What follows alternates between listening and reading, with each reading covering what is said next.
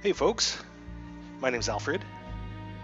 Clockwork Empires version 36 was pushed to the stable build branch on February 18th, and this is the weekend following, which means it's time for another series of Clockwork Empires videos, as I am wont to do.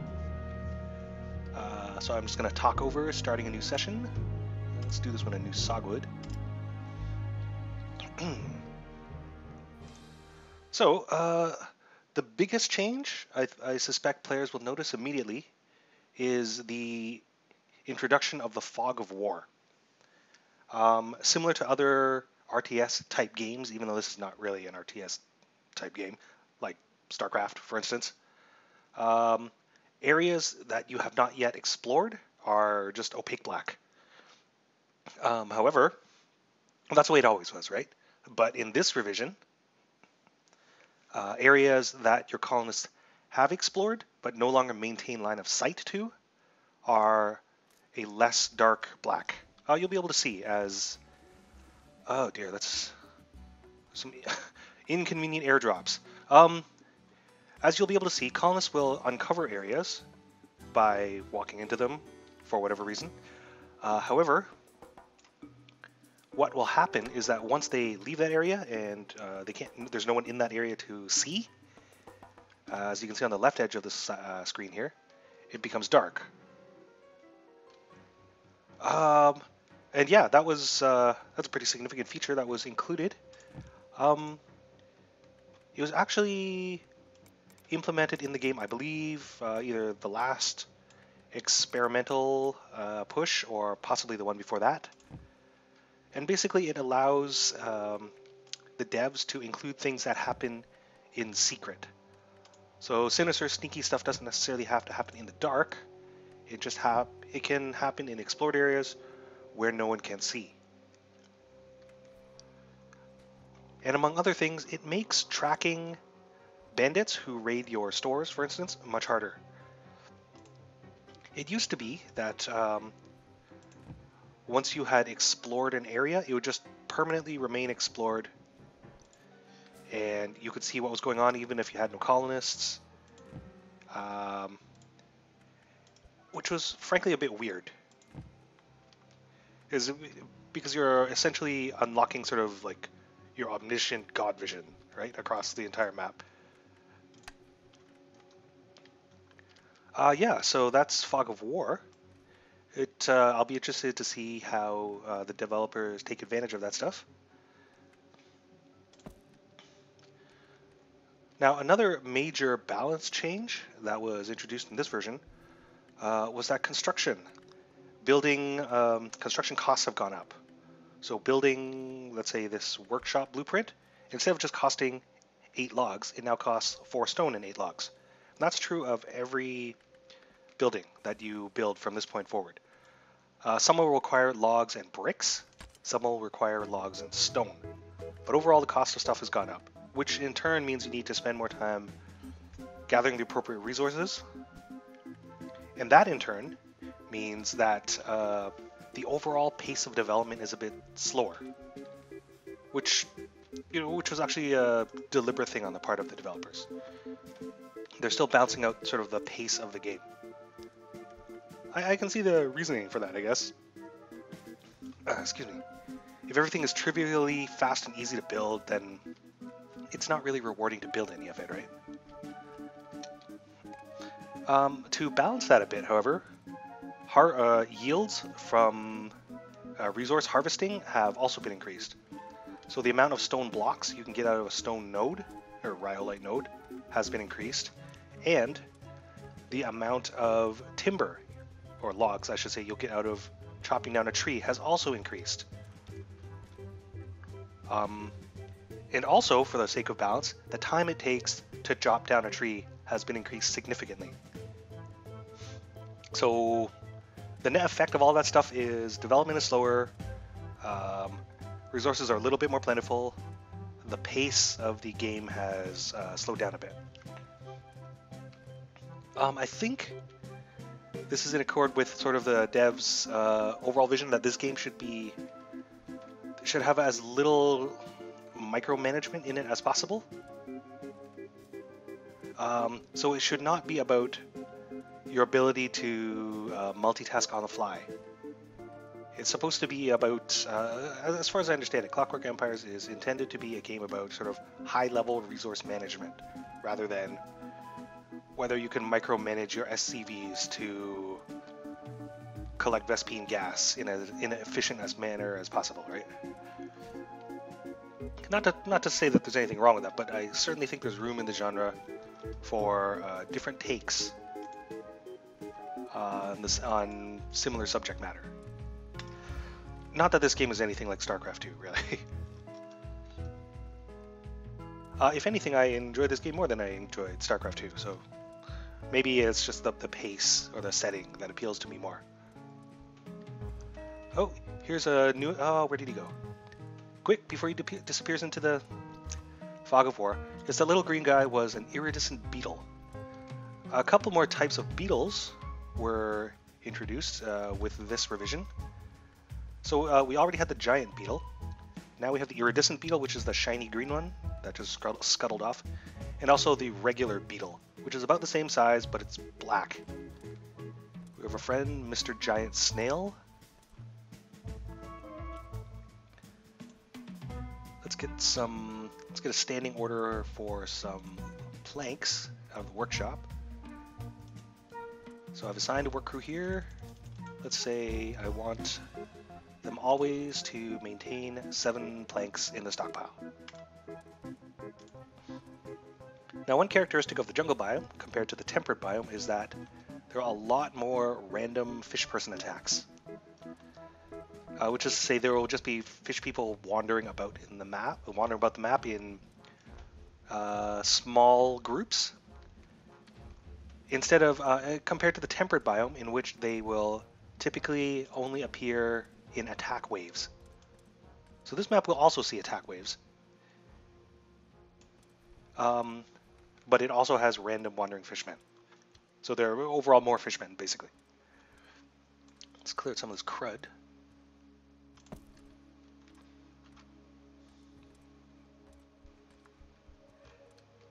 Alright, next thing I like to build is the kitchen. So we'll get on that.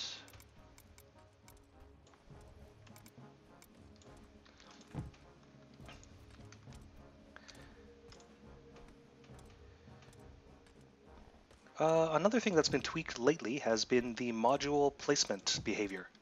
It's still not perfect, but I mean it's better. They're better at being sticky and automatically orienting themselves to the expected direction when you place them. The developers have been soliciting a lot of feedback about that stuff lately, like look and feel stuff. You know, does this work for you? How could we make this better? That sort of stuff.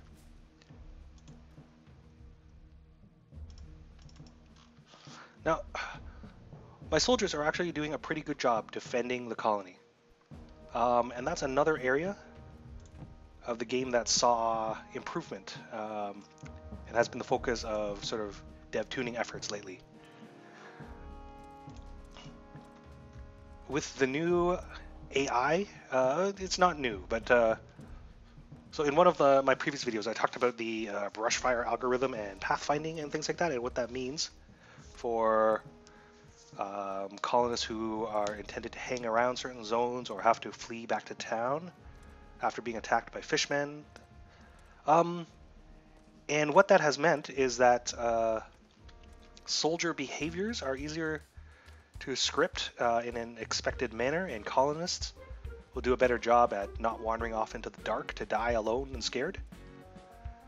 And the practical ramification of that for your military is that they're much better at defending your colony now.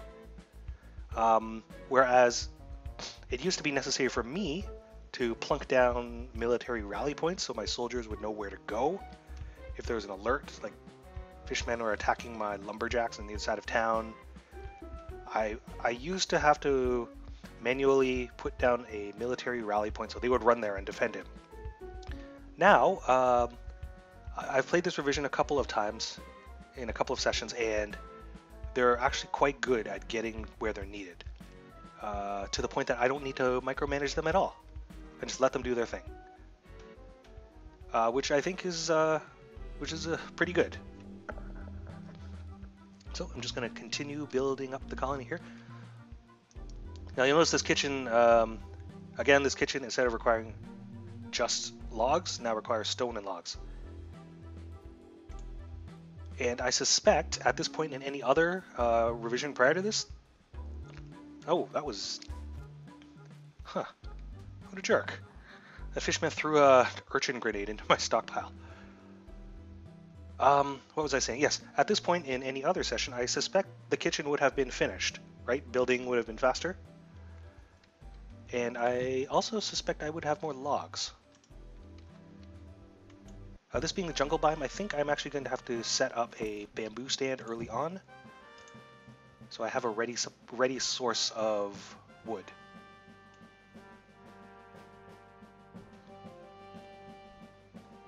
I think this will do fine.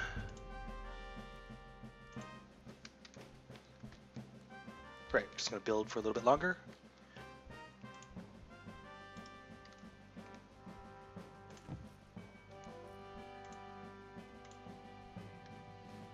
So the kitchen is complete. Oh my goodness, so many fishmen. Although, no ovens have been built, so there's no point assigning a crew there quite yet.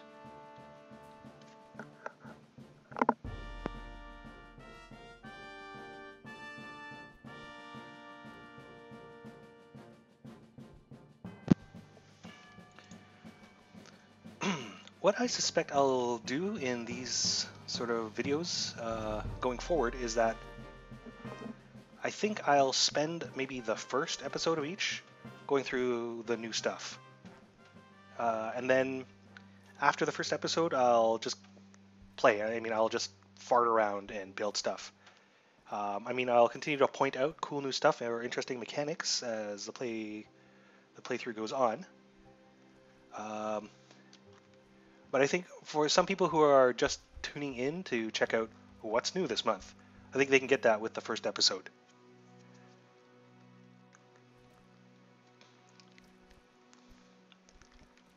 The reason I was pointing out the Fishman attack on my stockpile earlier, where he threw a Fishman grenade into the stockpile,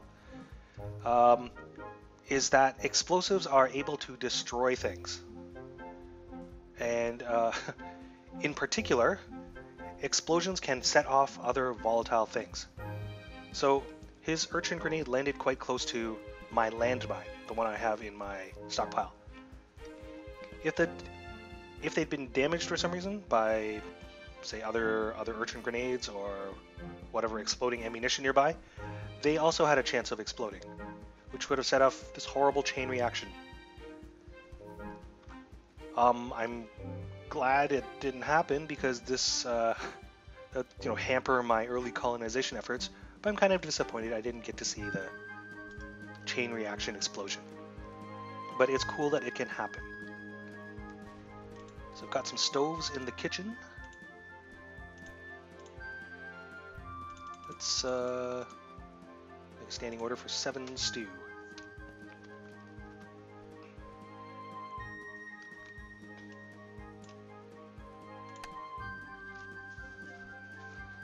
One thing that's been tuned a little bit is the utility of butchering fish people for their meat.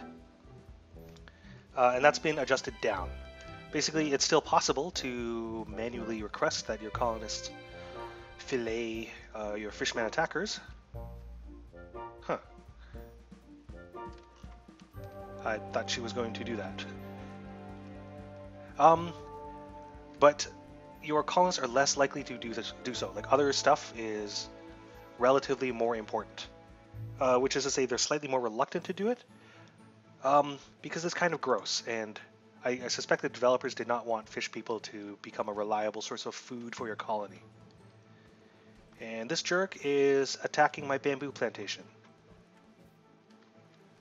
My soldiers are chasing off a different Fishman, and now they've taken him out. See, so they're quite capable at their jobs now.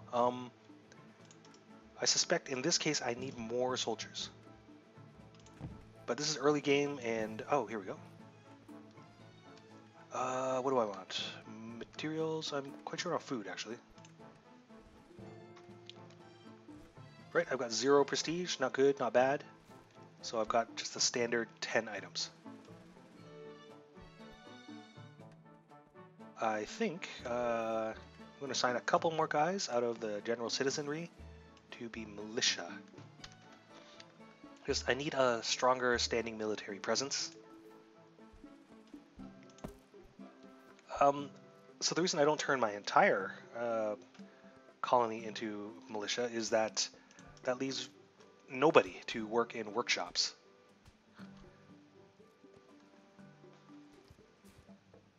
Although I can freely decommission, or retire, I should say, military and militia units. But it's good to have a standing military presence for defense. Oh my goodness, what's going on here? Well, a Fishman got between this lady and the town, and she's fleeing for her life. Oh dear, if she dies, I'm going to have a labor problem.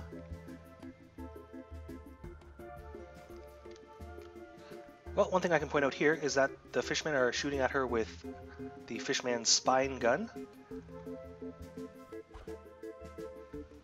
And look at that, shiny new reloading animations. So one thing that was introduced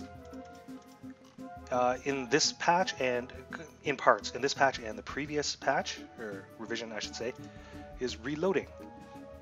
Now most firearms, barring some exceptions, specific exceptions, someone's thinking fishy thoughts out there in the dark. Most firearms require reloading. So although ammunition is effectively infinite, most weapons need to be reloaded after firing a single shot.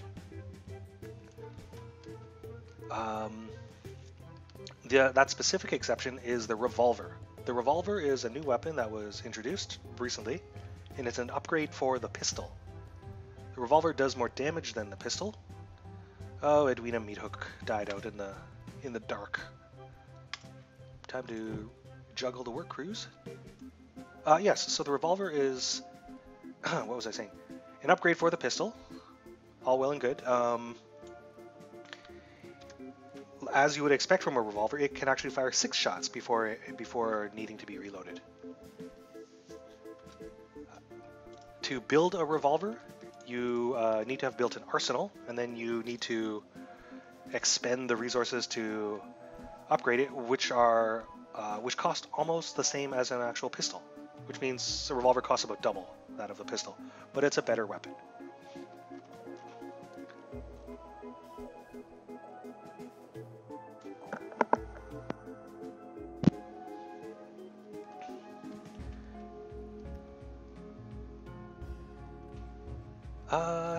Yeah, so I guess we just let this run for a little bit. I've got food production going, and I've got... Actually, I'm going to set up a stockpile here that's just food again, as I so often do.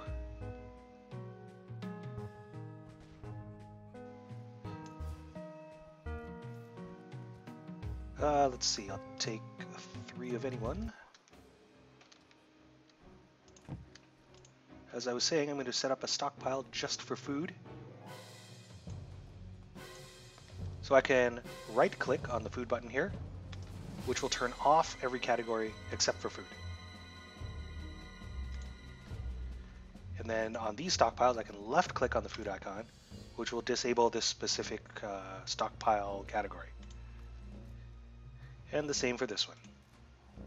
And again, the reason I do this is so food is not scattered amongst all my stockpiles. It only shows up in one place, and thus it's easy for me to see how much I've got and whether or not I need to adjust my food production, plant more crops, assign more workers to the kitchen, that sort of thing.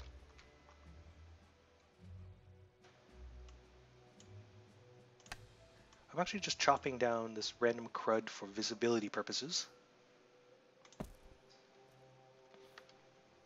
So it might look like random stuff is getting put into here, which is just a quirk of the sorting system.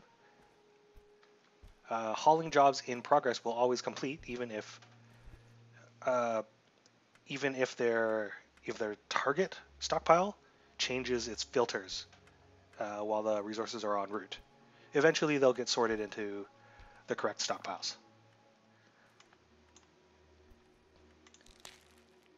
I think I'm going to need to do some heavy-duty foraging. I'm running quite short on food. Well, it's a jungle, so I hope my colonists like coconuts.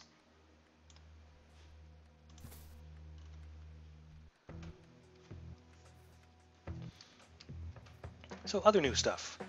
There have been a bunch of little changes. There have been a bunch of back-end changes to the code to support multiplayer functionality, none of which has been implemented yet, right? There's no multiplayer stuff in the game yet. But the save system is increasingly stable. And yeah, so the devs are preparing for multiplayer stuff. But that's not stuff we see, right, in the early access build here. Other little things, the font has changed. Well, for instance, if we look at the farm interface, the font's a little bit smaller, and each row actually includes an icon of the thing it produces, which is handy. So when you go to the kitchen and you're wondering, what are the things I need to make coconut chili? And it only shows you these two icons. Now it's easier for you to figure out it needs a bushel of chilies and a crate of coconuts.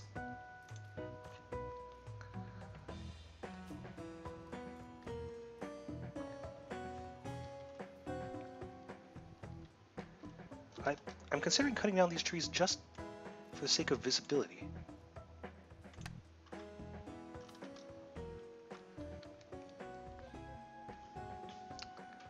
Right, what's the next thing we should build? We've got the kitchen, we've got the carpentry. I guess the next thing to build is maybe a chapel? You know what, the chapel can wait. I'm going to build a ceramics workshop. But first, I would like a little more flat land in the vicinity of my colony. So I'm going to mark all this stuff out for flattening. And I can demonstrate the fully deformable terrain. So we can see there's this lady, she's shoveling away at terrain that's below the Z plane. No, I guess this is the XY, whatever. The ground plane. I wouldn't say she's digging because clearly the land is coming up. And as she raises each grid intersection, right, land that is ineligible for building, the red squares become white squares because now the ground is flat. Ah, Mr. Snail. Well, want not, waste not, I guess. What? Waste not, want not. Who wants snail burgers? Actually, it just turns into raw steak, which is probably for the best. Given that this is the jungle colony, you know, someone hands you a sandwich with mysterious gray meat, it's best not to ask where that meat came from. Because in the jungle, the sources of meat are jungle fowl, which actually produces raw bird, which I think most people would be fine with eating. It might have come from fishmen. Actually, fishmen are butchered for, let me think about this, raw fishman steak. Okay, so, which gets cooked into cooked fishman steak. Another source of meat is the giant beetle, which produces raw beetle steak, which can be cooked into beetle steak. Another source are the other two smaller types of beetles. Another source of meat in the jungle is long pork, which, oh, I've got bandits incoming. I'm sure we can fight off two bandits. Yes, the meat you get from humans is called long pork, and that happens in cases of extreme starvation, where your colonists will butcher other dead colonists or very occasionally bandits. You can also get raw steak out of the giant lizards you'll see here occasionally. Basically, most of the meat you can get out of the jungle is pretty gross. And yeah, there's like snail steaks. So if you're starving and someone in the jungle colony hands you a sandwich, just eat it and don't ask where the meat came from. You probably don't want to know.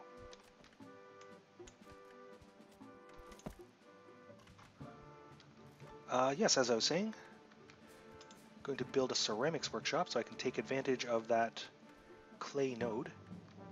Man, there are a lot of snails here. Well, protein is protein, I guess.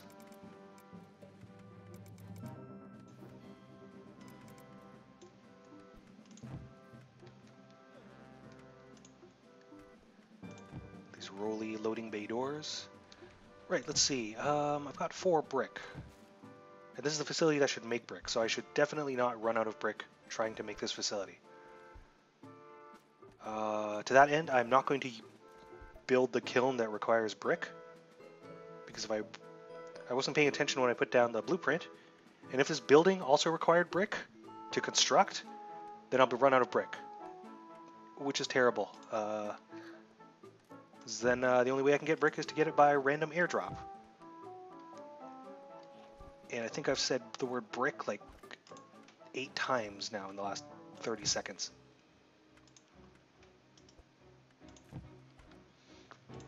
Another thing I like to do is just jam in random cots here and there as I build buildings. So, there we go. So if we look on the building list, all of these are workshops you can build, right? And these last 3 on the end are the lower class house, middle class house, and upper class house. All of which can support modules and decorations you can't put in other buildings. Nice things like radiators and hanging signs and lamps and things. The thing of it is, colonists don't care where beds are. They just want beds to sleep on. So rather than devoting the time and resources to build an entire building just for beds, I like to just jam in beds in all the workshops I build. As I go, and sometimes that means it means I can certainly delay building an actual house for some time, and sometimes I just never build a house at all. It would be nice to have a house, but early in a colony's life, I figured, maybe they're a little better prepared for the having to rough it in the country, right? Okay, so the ceramic workshop needs planks and stone. I'm definitely going to need more stone then. Oops. I'm going to take these extra criminals because that's the only thing my prestige will allow. Now criminals have been... well, let's take a look at this. Oh, these are workers I got from my previous assignment I hadn't assigned. Right, criminals. It used to be that there's no downside to accepting criminals. They were free and they're plentiful. Now, criminals have been tweaked a little bit such that it's not always such a clear-cut choice. Sid Meier has said, I'm paraphrasing here, but decisions should be interesting. If they're just uniformly good, such that you would always accept them, then it's not really a decision, right? And you shouldn't make the player make those sorts of trivial decisions. And Victoria Chainhewer died out in the dark. And we can see the fog of war does not hide everything. What was she even doing out here?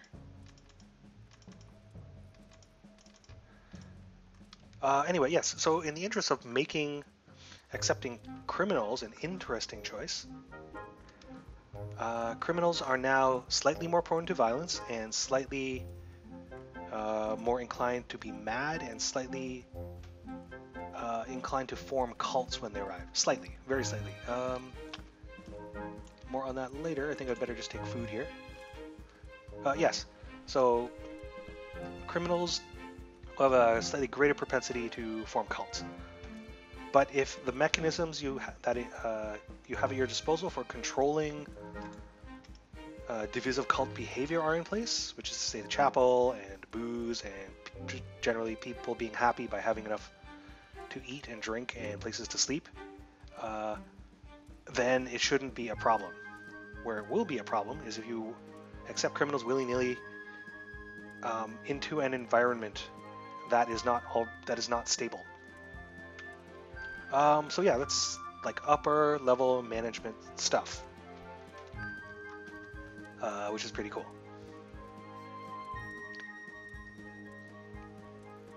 So since we're building the ceramics workshop, which turns clay into, well, it turns clay into brick. Problem is we have no clay nearby, and suffering some deaths here. Oh no, lost one of my military.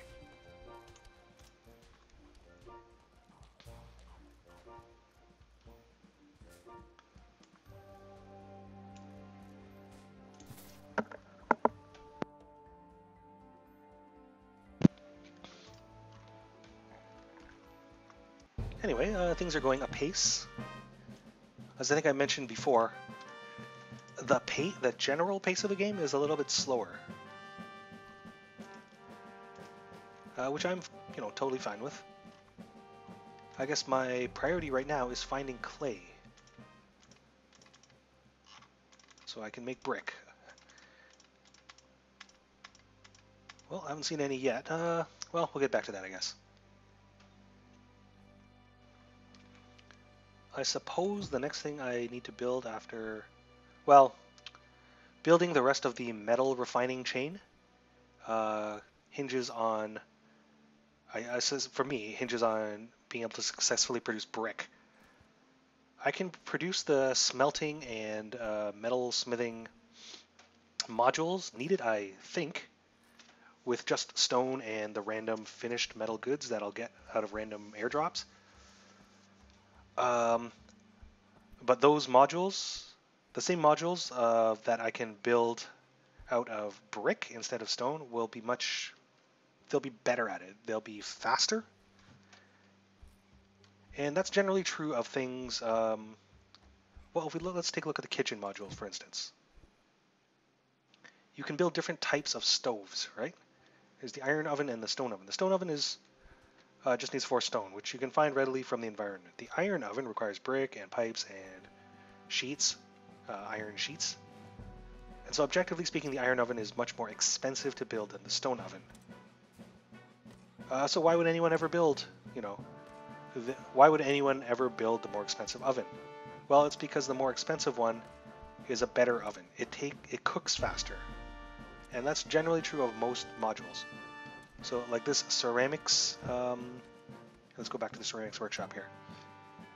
Right at the very basic level, we have the stone ceramics kiln, which again, just built out of stone, cheap and easy. And then we've got the brick ceramics kiln and the iron ceramics kiln, both of which are considerably more expensive than the stone one. And this is because they're able to fire clay into bricks faster. Between these two, I'm not sure which one is faster than the other. My suspicion is that the iron ceramics kiln is faster than the brick ceramics kiln. That's just speculation. But I'm very sure both of them are faster than the stone ceramics kiln. The idea being, you build the cheapest, easiest ones that you can afford early in the game, and then you upgrade them as your supply chain becomes better and you have a better, you have a bigger stockpile of brick or more raw materials at hand, that sort of thing. I would really like some clay, actually. Let's see if I can build a mine.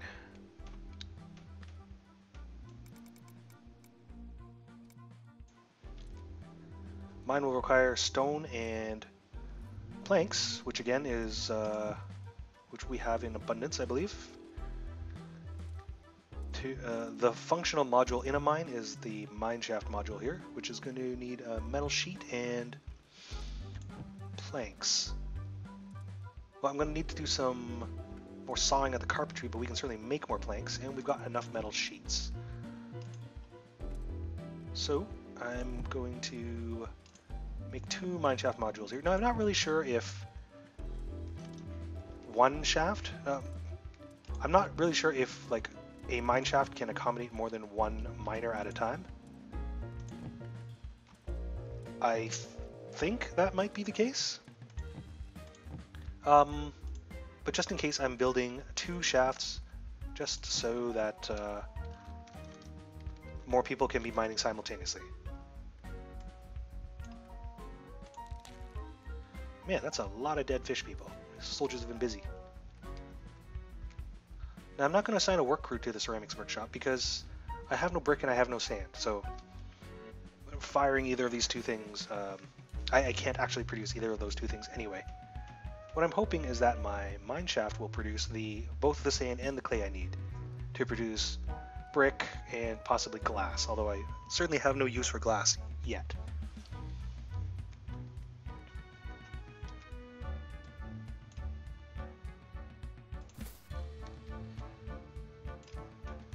Now up here we have the number of idle work crews display. Back to that in a moment. I think I could actually use an overseer. I don't generally take overseers quite this early in the game, but we lost one. And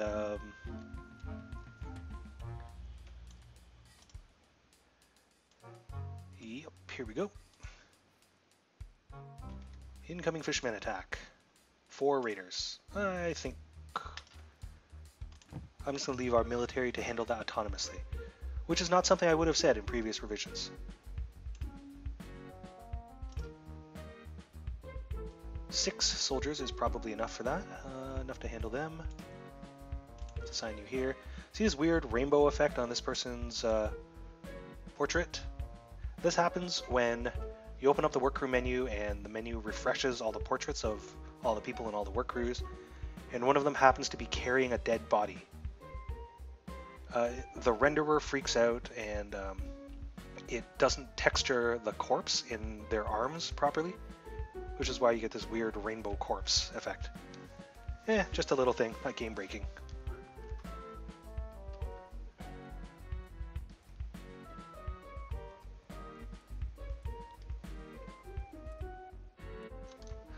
So I think Colony had a little bit of a rough start, but that's jungle biome, I guess. I think we've gone over most of the cool new stuff. I'm going to cut this one off here in interest of time. I'll be continuing on with the series, talk about a little bit of the new stuff, and just continue playing. So thanks very much for watching. My name is Alfred. This is Clockwork Empires Revision 36, published just a couple of days ago. This game is still in early access. It's available on Steam and stuff. Yeah, have a good one.